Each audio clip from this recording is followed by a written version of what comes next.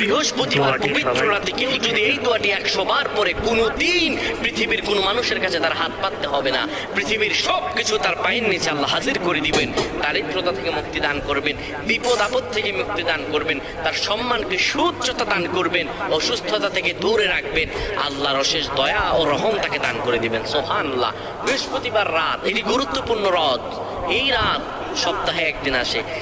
আরবিতে রাত আগে আসে, দিন পরে আসে। সুতরাং বৃহস্পতিবারের যে দিন গিয়ে রাত, এটি বৃহস্পতিবার রাত নয়, এটি শুক্রবারের রাত, এটি জুমাবারের রাত, এটি দোয়া কবুলের রাত, আল্লাহর কাছাকাছি হওয়ার রাত। সুবহানাল্লাহ।